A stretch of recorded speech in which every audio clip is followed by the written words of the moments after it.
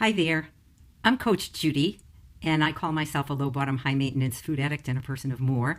And I wanted to tell you a little bit about my story and also make some suggestions maybe of how you can help the addict that you love in your life. When I was a little girl, I used to hide under my bed with my dog Sam because I felt so alone and so isolated and badly about myself. And then, I was always overweight. I can't remember ever being thin. And I can remember times in my life when I would walk down the street and somebody would yell out of the car and jeer at me, hey, fatso, how are you doing today?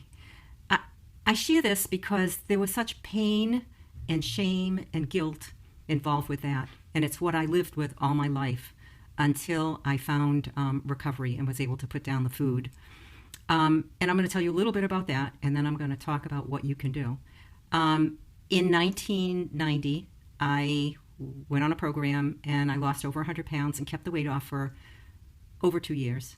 And then in my kitchen, in my living room actually, I took one lousy cheese curl with family and friends in a gathering, and that started a real roller coaster for me. 13 years of misery and an 80-pound bite. And it wasn't until I found another program, searching, where I gave up all the sugars, grains, flours, and starches, and also, being a person of more, I needed to weigh and measure all of my food without exception, did I find peace and recovery again. And I'm just telling you this story because I found out that I have a brain disease. Addiction lies in the reward center of the brain, and that it wasn't a moral issue. It wasn't about Judy being good or bad. It was about having a true disease and disorder called food addiction for me. And for so long, I was treated inappropriately. I was a yo-yo dieter. I tried everything. And the bottom line is that nothing worked because everyone in my life told me to moderate. Just have a little bit of this and a little bit of that, and you'll be okay. Push yourself away from the table. And guess what? That didn't work. My solution was that I have to abstain from all my drug foods. I already told you what they were.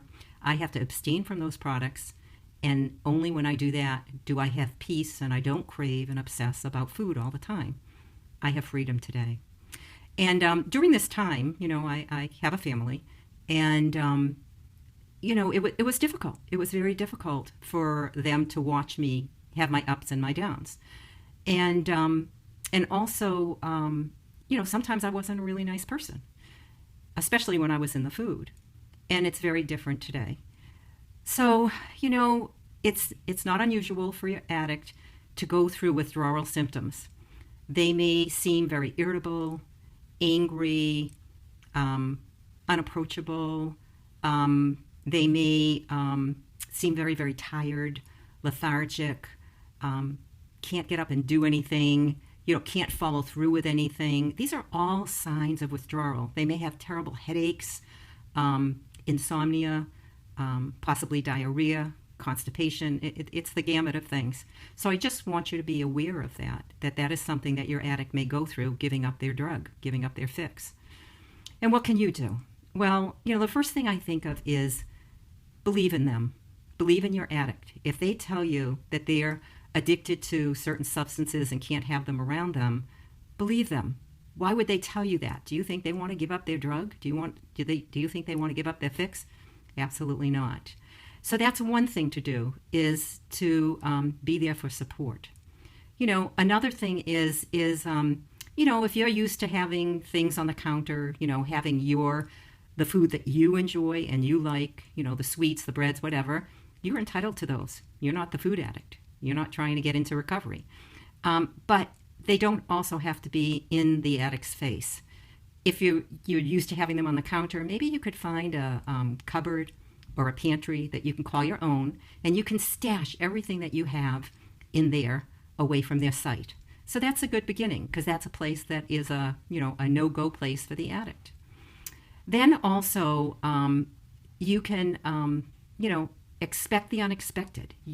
You don't know what's going to happen. It may take an addict 6 days, 2 weeks, 4 weeks, maybe longer to get out of the symptoms that I talked about. And unfortunately, you have to kind of put up with that if you want to support them. Also, if you find that your loved one is really under the weather and you can't tell quite what's going on, you might want to say, hun, why don't you go on a meeting? Why don't you call a friend, make a telephone call? Maybe you can pick up a good book. Maybe you can go be by yourself, go out for a walk in nature. I'll take care of things that are here. These are just thoughts of ways that you can support your addict, because it's really hard to give up their drug. It's really, really hard. It's no different than asking an alcoholic to give up their booze. And the bottom line is, for a food addict, we say no BLTs, no bites, licks, tastes, or sips of any of their drug foods. And that's really hard. That's really hard. And they are they're looking for support, and yet they want to do it alone. So I can remember my husband being really thinking that I was going out gallivanting, because I went out to meetings, not online. At that time, I had to go out to meetings a few times a week and leave him with the children. And he resented that. And meanwhile, I wasn't going to have fun. I was going to get well. So, just take care of yourself too.